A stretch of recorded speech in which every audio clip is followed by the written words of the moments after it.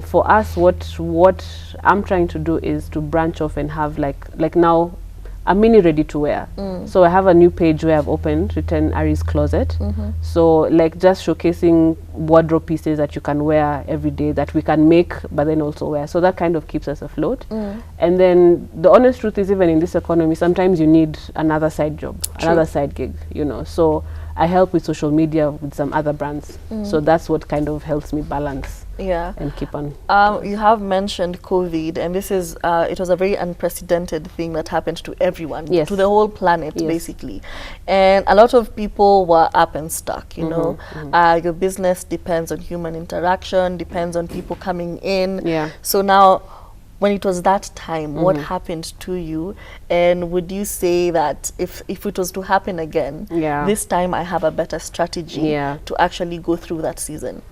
So here's the thing. 2020 was a very interesting year for me personally, because that's the year I got married, actually. So I can't say that I was full in business. I think I was still trying to find my footing. I can say that I officially like plunged into the whole bridal and fashion full force last year in January. So that's 2022. So in 2020 was also like learning ropes for me. Trying to figure out, do I really want to do bridal? Do I really want to go this route? So I would do a few gowns here and there. I did my own, I did my sister's. So I didn't feel the impact of COVID necessarily. Yeah. Because I was also in a very weird space as a creative. You know, sometimes creative have those slumps of, I don't know what I'm doing with my life. I'm just, you know.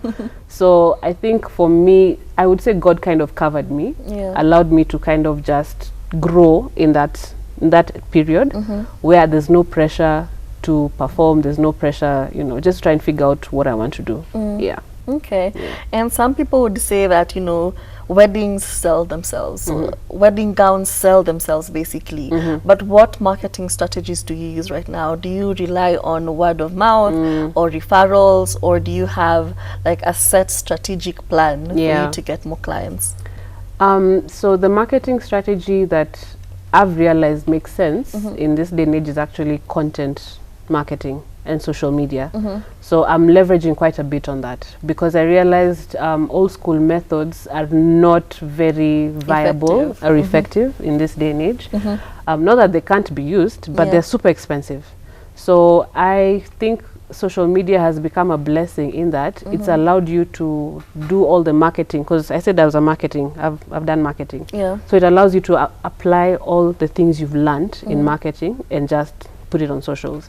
So I've realized most of my brides come from social media, mostly Instagram, and then also word of mouth. So yeah, that's okay. And given how everything is always evolving and changing, you really cannot compare the traditional weddings to now modern weddings. There's been quite the transition. People are trying new things. People are being as audacious as having colors in their wedding gowns, you know. What is that? So now how are you able to keep up with all these new trends, you know, going on? So I'm that designer who actually designs colored gowns. Wow. I like a black wedding dress. Yes, I love breaking the mold, but I think Kenyans are still very conservative. Still very conservative. So we are trying to introduce a concept of now like color, for example, you know, into the market. For example, a jumpsuit, because not many brides would go for jumpsuit or pantsuit. So one of the things that I like looking at is high fashion, haute couture.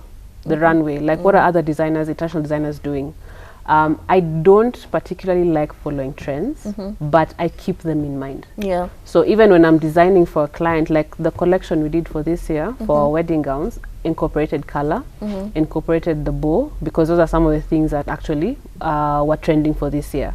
So I like just trying to see what is different, what is unique. I don't follow trends, even if it means going back to a fashion show from a designer maybe 10 years ago, and I find something that looks unique, I try and incorporate it in some of the pieces. And just educating the market and tell them you don't have to have white. Like white is no longer the in thing, you know. It's not, it doesn't have to be a white gown. You can try something different. Different completely, you know. You can try blush, but then obviously there's a thin balance between having a wedding gown and then also a red carpet gown. You don't want to look like you're going for a red carpet event for your wedding, you know. So those are some of the things that can be discussed even when I talk to my clients. Yeah. And so far as a woman in business, what would you say success looks like to you?